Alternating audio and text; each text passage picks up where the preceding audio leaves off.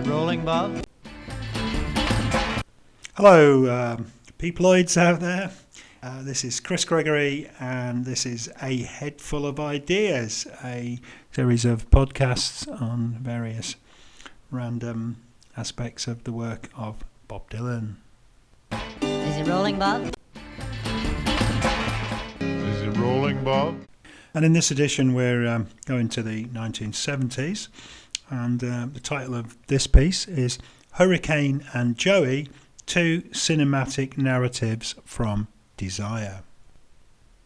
When the album Desire was released in early 1976, many Dylan fans were delighted that in two of the songs, Dylan appeared to have reverted to the role that made him famous, that of a protest singer.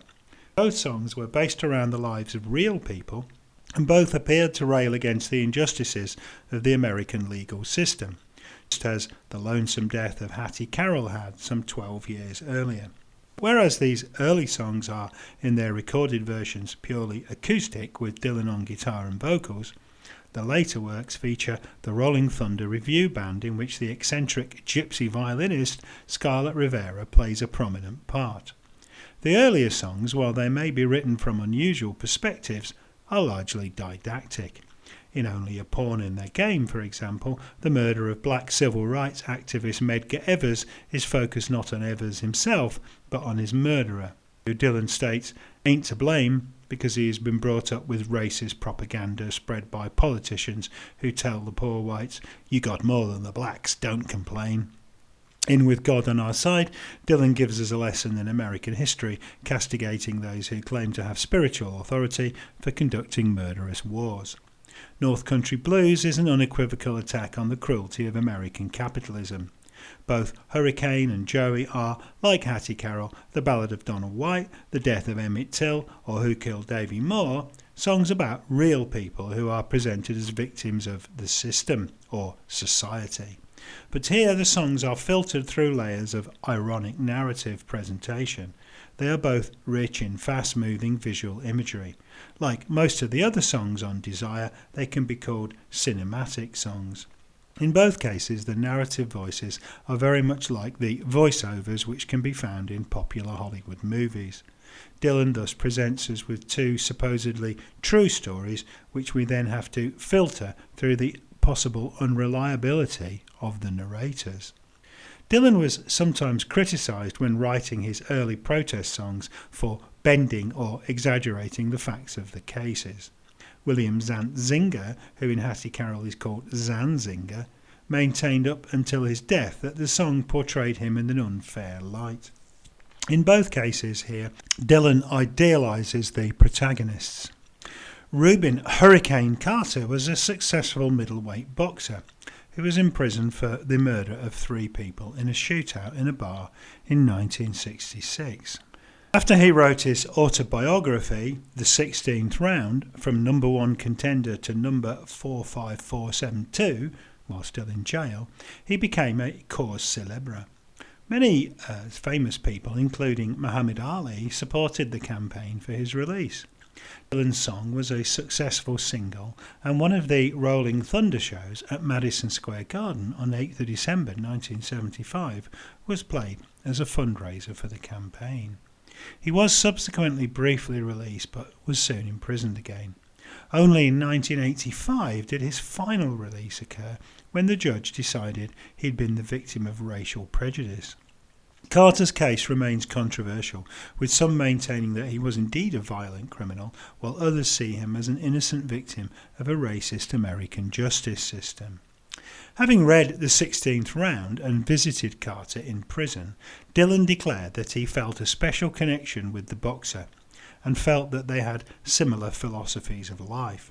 The nature of this philosophy was outlined in Carter's book and in the 1999 movie The Hurricane, which is graced by an outstandingly nuanced performance by Denzel Washington in the title role. Washington powerfully expresses the way in which Carter buried himself in reading and writing as a way of freeing himself from the physical boundaries of his prison. Dylan seems to have identified strongly with this devotion to literature and quite genuinely believed in Carter's innocence. but neither the film nor Dylan's song can really be said to be unbiased or historically accurate. In both cases, Hurricane is romanticised as a character, but remains a powerful symbol of resistance against oppression. Much of Dylan's attitude to the composition of such songs originated in his devotion to his early mentor, Woody Guthrie, who specialised in writing topical anti-establishment songs. Guthrie's Pretty Boy Floyd, which Dylan recorded a compelling version of on a 1988 tribute album, A Vision Shared, is the tale of a Bonnie and Clyde type figure based on the character of a notorious bank robber from the 1920s. The song relates how Pretty Boy begins his career when he kills a policeman for using vulgar words of language in front of his wife. He later becomes a notorious bank robber from the 1920s who turns into a kind of popular hero, frequently helping the poor and providing a Christmas dinner for the families on relief. The song ends with some pointedly ironic moralising. As through this world I've wandered, I've seen lots of funny men. Some will rob you with a six-gun and some with a fountain pen. And as through your life you've travelled, yes, through your life you roam, you will never see an outlaw drive a family from their home. Thus, Guthrie uses what can only be called a morally dubious figure in order to make a point about broader social issues. Dylan used a similar technique in his early protest songs. In the 1964 Halloween show, released in the bootleg series as Live 1964, he introduces Who Killed Davy Moore by declaring, "This is taken out of the newspapers. Nothing has been changed except the words." Although Dylan seems somewhat inebriated at the time, giggling as he delivers this line, the point seems to be that one should not necessarily read such songs as historical portrayals, but as stories in which real-life characters are used for dramatic purposes. The Dylan song which points most obviously to Hurricane is the rather unfairly obscure 1971 single George Jackson, another work which is an idealised portrait of a leading black activist. Jackson was a Black Panther leader and revolutionary writer who, like Carter, was imprisoned, in his case on a relatively minor robbery charge. He was later killed by prison guards during a protest he instigated. Dylan's song, the first topical song he had released since 1964, relates how the prison guards were frightened of his power, scared of his love. The song is composed in simple, direct language, but is delivered with great passion, especially in the acoustic version. It ends with a quintessentially Dylan-esque couplet with a characteristically paradoxical philosophical statement. "Sometimes I think this whole world is one big prison yard. Some of us are prisoners, the rest of us are guards." Both Hurricane and Joey, along with most of the Desire album, were co-written with theatre director and filmmaker Jacques Levy. This was the first time Dylan had co-written a group of songs. He knew Levy's work from the songs he had written with Roger McGuinn on the late Byrds albums, especially the beautifully ruminative songs on the Untitled album 1970, such as Just a Season, All the Things and Chestnut Mare. Levy went on to become the stage director for the highly theatrical Rolling Thunder tour, which was always intended as the basis for a movie. Dylan's Rinaldo and Clara, released in 1978. It may seem surprising that Levy's role in songwriting, like that of Dylan's other collaborator Robert Hunter, was that of a lyricist. Why would the rock music's most celebrated lyricist seek such a collaboration? For the purposes of his current project, Dylan seems to have wanted to experiment with his own writing style. He had just achieved a major creative renaissance with the release of his masterpiece Blood on the Tracks, an album of deeply introspective and sometimes bitter songs about relationships. With Desire, Dylan was attempting something completely different. Upfront, rhythmic and sometimes humorous songs which told stories in a more disciplined way, despite the fact that some of these songs were about real people and apparent injustices. Hurricane is a powerful and direct, but very unconventional rock song. It seamlessly mixes dialogue spoken by several characters with an overview by an omniscient narrator, and uses a series of apparently random line lengths to keep listeners engaged. Despite this, the message it conveys is very clear. It maintains a solid rhythmic drive which accounts for much of its popularity. The song has featured in a number of greatest hits collections as well as being a particular audience favourite.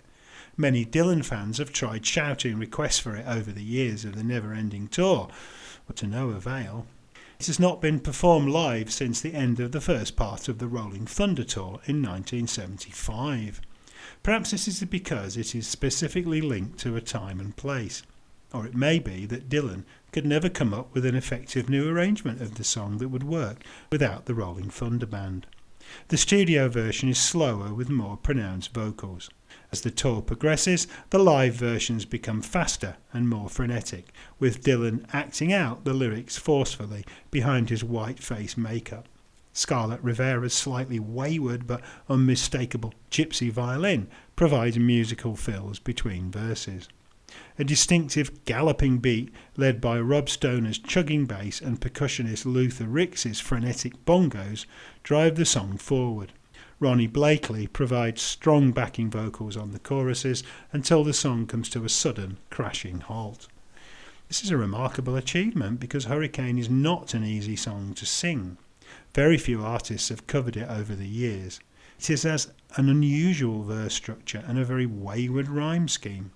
A singer has to exercise extremely disciplined breath control in order to perform it. Even the song's rousing chorus, which begins, "Here comes the story of the hurricane, the man the authorities came to blame for something he never done, but one time he could have been the champion of the world," is something of a tongue twister. The first two lines are relatively conventional, fitting into the conventional blues structure of 8 beats, but already Dylan is cramming in the words, with authorities delivered as if it has 1 rather than 3 syllables. Such cramming is a technique frequently used for emphasis by the most skilled blues singers. These lines deliver a fairly obvious rhyme, but in lines 3 and 4, rhyme is abandoned. Instead, we get the dramatic addition of the declaration, "the champion of the world," delivered with great panache. Dylan extends the last line of a number of the song's verses, but this happens rather irregularly. The effect of the taking of so many liberties with conventional song form is to force the listener to follow the song's rather complicated and convoluted narrative. Hurricane may be a strongly rhythmic number, but you certainly cannot dance to it. Although the song has a strong chorus, this does not occur at regular intervals. There are 19 verses, but only 3 choruses. The first chorus comes in after the first verse. We then get 7 verses before the next chorus. This is followed by 11 verses before the final chorus, which is slightly changed, with the second and third lines now running, "But it won't be over till they clear his name and give him back the time he's done." As we wait for the choruses to come, we are drawn inexorably into the narrative. The first verse sets the scene with cinematic precision. It is written like a film script with stage directions, beginning with the highly dramatic line, "Pistol shots ring out in the barroom night," a beautifully condensed and dynamic introduction. And then we get "Enter Paddy Valentine from the upper hall. She sees the bartender in a pool of blood, cries out, 'My God, they've killed them all!'" Here, the second and fourth lines are rhymed, but the rhyme scheme will vary in almost every verse. The second verse features rhyming in lines 1, 2 and 4. We hear that Patty sees 3 dead bodies and a man named Bello at the scene. And we hear Bello's voice. "I didn't do it," he says, and he throws up his hands. "I was only robbing the register. I hope you understand." This is a most unexpected twist in the story. In the next verse, his dialogue continues. "I saw them leaving," he says, and he stops. "One of us had better call up the cops." We are not told whether the presumably bewildered witness believes the word of the small-time thief, but we then hear a similar effect to the last 2 lines of the chorus, with no rhyming, but with the last line greatly extended in a very dramatic and memorably imagistic way. And so Paddy calls the cops, and they arrive on the scene with their red lights flashing in the hot New Jersey night. Cue a short dash of gypsy violin. Then we get a verse with 4 rhyming lines. Meanwhile, far away in another part of town, Reuben Carter and a couple of friends are driving around. #1 contender for the middleweight crown has no idea what kind of shit was about to go down. The regularity of the rhyme slows the pace down a little and sounds somewhat reassuring. Here we are introduced to the protagonist, who is merely driving around town, completely ignorant of what is about to happen. But in the next verse, the distinct lack of a rhyme is something of a shock.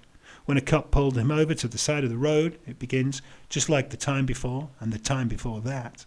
The weary-sounding second line makes it quite clear that being pulled up by the police is a common occurrence for any black man who is, as we presume Carter is, driving a flash car.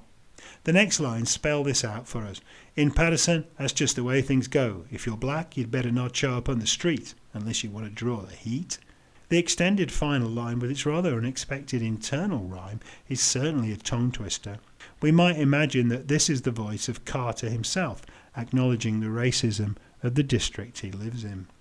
There is then a cinematic cut to the small-time robber Alfred Bellow, who, along with his partner in crime, Arthur Dexter Bradley, has a rap for the cops. This consists of the rather vague, "I saw two men running out, they looked like middleweights." This is a sly reference to Carter's boxing category, as well as a clever depiction of the vagueness of Bradley's testimony. We then hear that one of the victims is not dead. They take him to the hospital, then haul Reuben in for identification, but the man cries, "Why'd you bring him in here? He ain't the guy." After the second chorus, we get some remarkable lines which put this whole scene into context. 4 months later, the ghettos are in flame. Rubens in South America fired him for his name, which presumably refer to Carter's boxing exploits. Meanwhile, the corrupt police threaten Bradley in order to pin the murder on Carter. We hear that the cops are putting the screws on him, looking for someone to blame. The next 3 verses consist of a dialogue between a crooked policeman and Bradley, as the officer attempts to persuade the small-time crook that it would be in his interest to testify against Carter. The policeman begins with a series of leading suggestions by pretending to jog Bradley's memory. "Remember that murder that happened in a bar? Remember you said you saw the getaway car?" Bradley can hardly deny this involvement.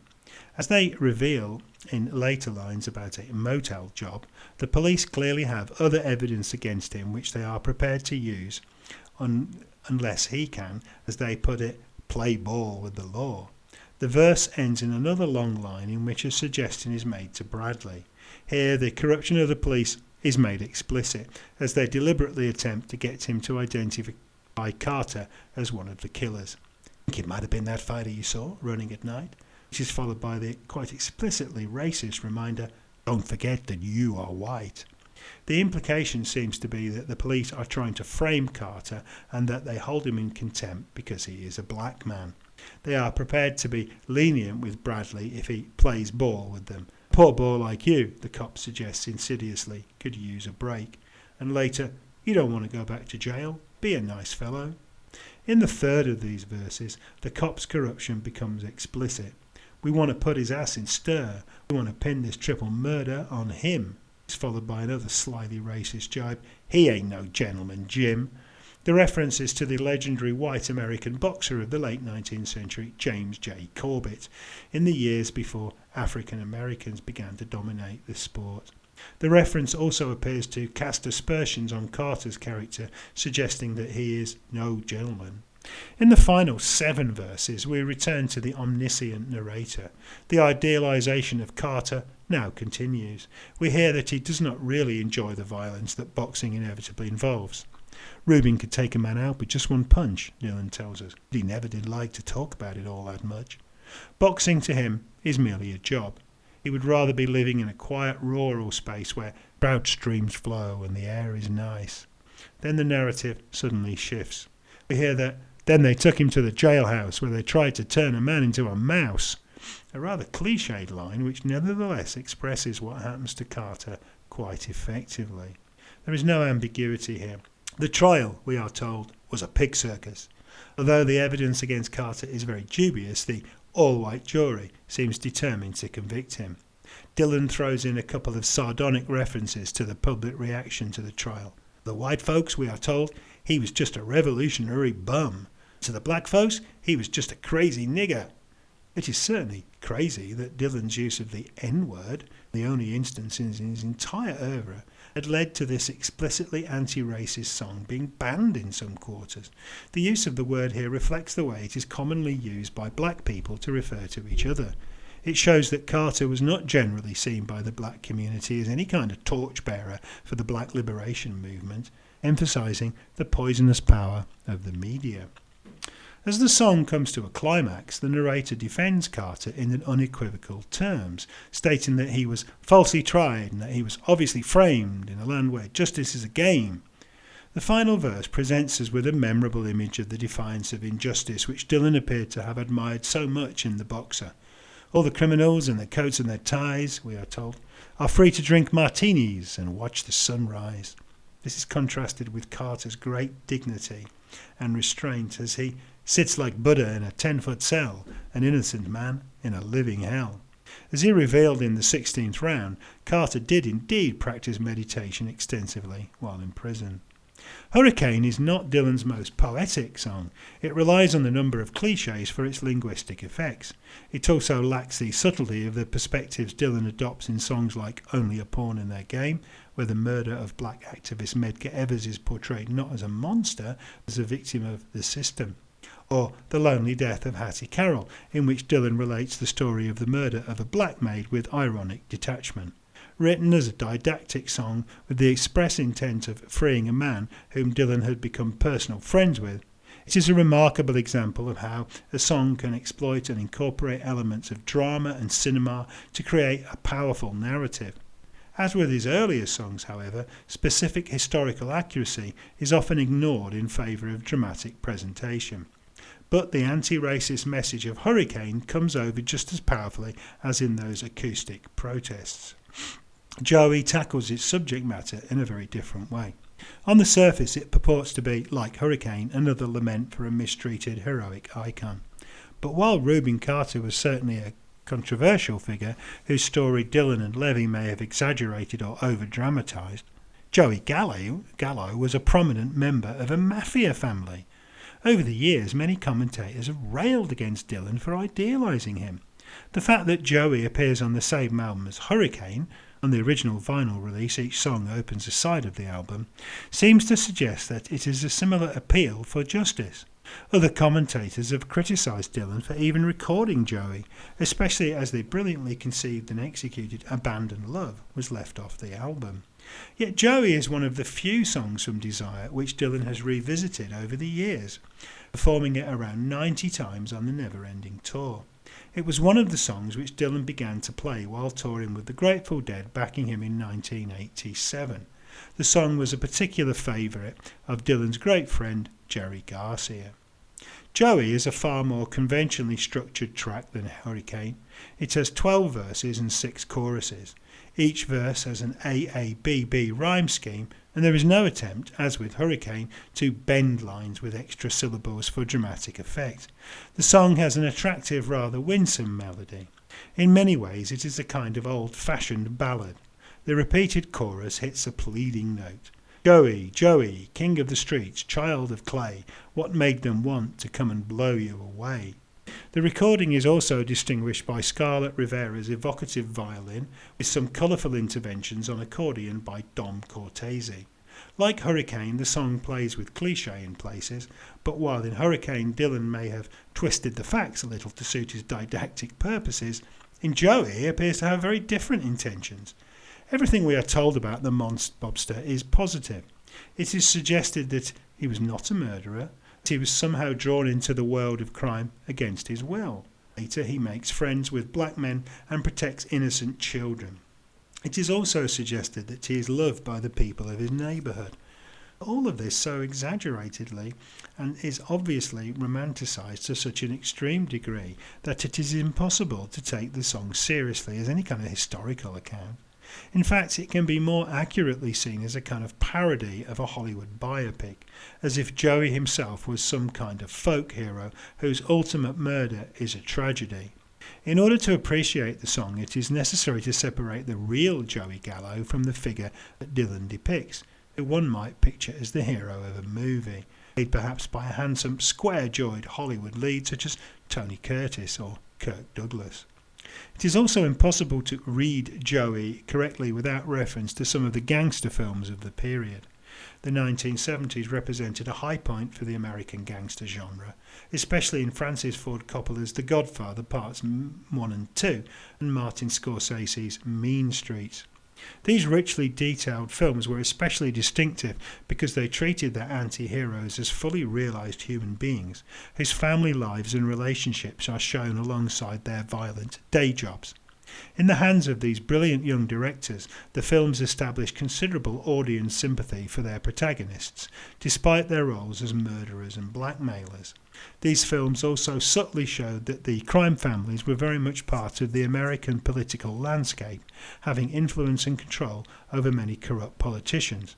The character of Michael Corleone, Al Pacino, is a Shakespearean figure reminiscent of Macbeth, who is gradually morally corrupted by his involvement with his gangster family. The films can be seen as American epics, in which flawed characters seek their ultimate destinies by attempting to become heroic figures. As in Homeric epics or Shakespearean tragedies, the audience becomes sympathetic to characters who are often violent, scheming and malevolent, as we see their real humanity being eaten away by circumstances. These films thus use the gangster genre as a way of commenting on the nature of much human folly. The fact that the audience often sympathises with Coppola's characters despite their evil actions makes the depiction of their inevitable downfalls all the more powerful. One of the factors which made the Godfather films so appealing was their rather loving and extremely rich depiction of Italian-American culture. The first film begins at an extremely lavish wedding and culminates in a christening in a church. The audience can delight in the portrayals of the verbal expressions, manners and conventions of this culture. In Joey, Dylan and Levy take the audience identification to an extreme, portraying Joey as a kind of Homeric hero.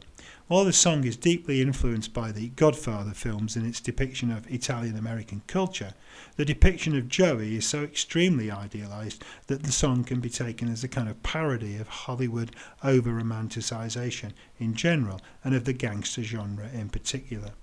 As with the Godfather movies, listeners are invited to sympathise with a mobster here. But Dylan's song exaggerates Joey's good qualities so much that Joey himself becomes an emblematic figure. It is really stretching credibility to depict Joey as a kind of Pretty Boy Floyd or Bonnie and Clyde character, but in doing so, Dylan challenges his listeners to interrogate the nature of the narrative itself. Is this really just a song about a gangster? Or is it an indication of how certain real-life characters can become mythologised as part of an examination of the ultimately flawed nature of humanity itself? It may well be that the song itself is narrated by a close friend or sympathiser of Joey, who provides a voiceover for this skewed biopic. The narrator tries throughout to persuade us that Joey was a good guy, a modern, self-effacing hero. This attempt is not always convincing. As in the Godfather films, we are called upon to constantly examine what we are shown from a moral perspective. The first line, "Born in Red Hook, Brooklyn, in the year of who knows when," cleverly combines the sense of place which is so prevalent in American film and literature with a rather vague conversational tone. Then we get the overtly sentimental line, "Opened up his eyes to the tune of an accordion," accompanied in the original recording by a burst of an accordion. The remaining lines of the first verse again appear to come from the mouth of a close friend of the murdered protagonist. "Always on the outside of whatever side there was," immediately presents Joey as if he was some kind of countercultural rebel. They asked him why it had to be that way. "Well," he answered, "just because." This is a typically laconic statement in which a movie gangster might well deliver in some morally questionable film noir. As the verses unfold, Joey's essential innocence is laid on thicker and thicker in every verse, with the narrator tirelessly trying to convince us of the virtuous, indeed saintly, nature of the subject of the song. While it is acknowledged that Joey and his brothers lived off criminal activities like gambling and running numbers, the excuse is given that it always seemed that they got caught between the mob and the men in blue, as if somehow the gallows were victims of the nature of American society. The narrator vehemently denies that the gallows murdered their rival gangsters, who are referred to merely as they. We are told that the war between rival gangs that Joey is involved in begins when they try to strangle Joey's brother Larry. We are told that Joey ventures out to get revenge, heroically thinking he was bulletproof. At first, things appear to go very badly for Joey's gang as they suffer terrible defeats. Then they take some prisoners as hostages, but when one of Joey's compatriots suggests murdering them by blowing the place to kingdom come, Joey steps in as a peacemaker, stating that we're not those kind of men. It's peace and quiet that we require to go back to work again. We are told that the police got him on conspiracy, they were never sure who with, suggesting that Joey's prison sentence was perhaps not deserved. In prison, Joey is depicted as a thoughtful intellectual who did 10 years in Attica, reading Nietzsche and William Reich. He is punished by the prison authorities for being a peacemaker who attempts to prevent a prisoner's strike. The next verse is perhaps the most evocative in the song. They let him out in 71, he'd lost a little weight, but he dressed like Jimmy Cagney, and I swear he did look great. Again, the conversational tone suggests that the narrator is a close friend of Joey, who clearly shows his imagination for him here. The comparison with James Cagney, the actor whose most notable roles were as gangsters, makes the Hollywood connection quite explicit here. We hear that he tried to find the way back into the life he left behind. To the boss he said, "I've returned and now I want what's mine." Joey is merely reclaiming his rightful place in the gangster hierarchy, but the way this is phrased makes it sound like he is thoroughly morally justified. And now, if we believe the narrator, we must be convinced that Joey was a thoroughly good guy. This impression is further intensified by what follows. We hear that in his later years he did not carry a gun, despite which he apparently remained capable of carrying out robberies. He claims this is because he is around too many children. They never should know of one.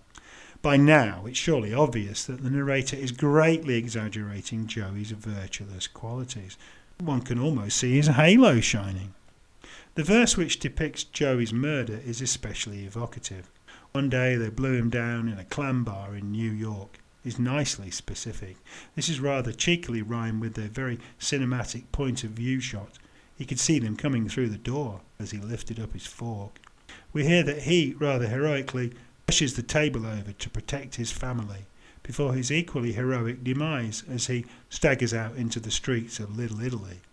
One can just imagine the close-ups of his face in agony and the dramatic incidental music in the death scene.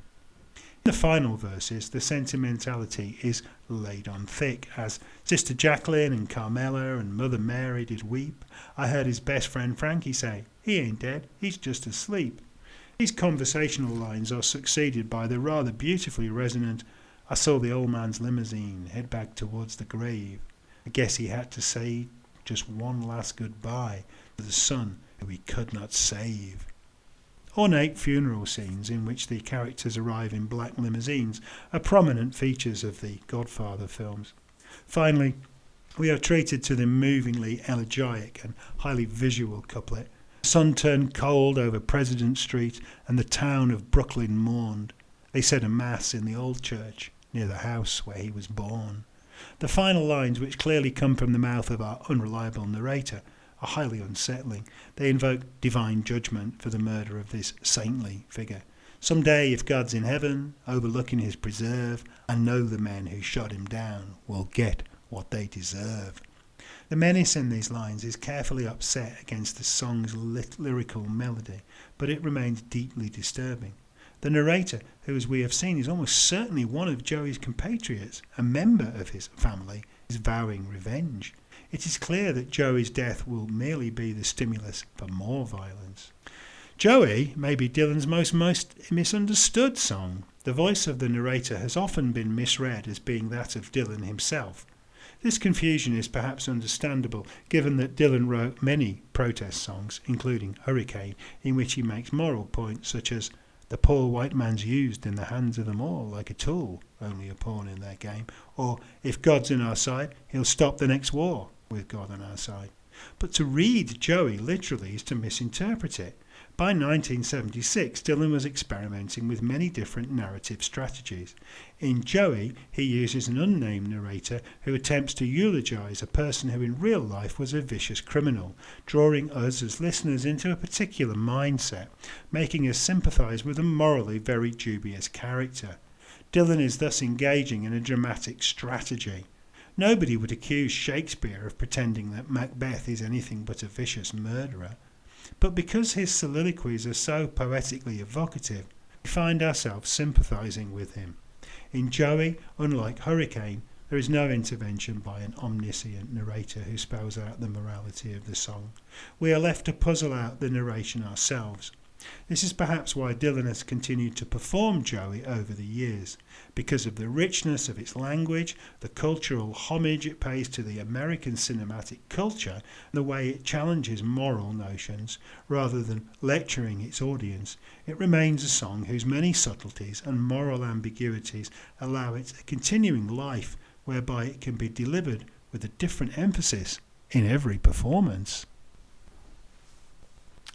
Well, I hope you enjoyed that. I do think Joey in particular is a much maligned song which has certainly been greatly misunderstood. So hopefully that's a bit of a different take and stimulate a bit of thought on it. Okay, From the Pen of Chris Gregory is a website which showcases my writing on Bob Dylan and various other topics, and my book, Determined to Stand, the Reinvention of Bob Dylan, which is a study of Dylan's later work, a very detailed study, is available on amazon.co.uk and also on my website, From the Pen of Chris Gregory, which is at chrisgregory.org. So you might be interested in having a look at that. These podcasts that I'm developing at the moment are going to be the basis of 2 other volumes of what's going to be a trilogy of books on Bob Dylan, although they'll probably come out in reverse order, which somehow seems kind of appropriate. If you particularly enjoyed this, you might want to buy me a coffee, which means basically chuck me a couple of quid or a couple of dollars, as they might say over the water. And if you go to the website, buymeacoffee.com, and if you look up / Chris Gregoff, Gregoff, as to why I was called Gregoff, I don't know, but that's what they call me on there. You could perhaps show your appreciation by sending us the price of a coffee, however much that is. Okay, thanks for listening, and I'll be back, as Arnold Schwarzenegger once said. See you next time. Bye. Is it rolling, Bob?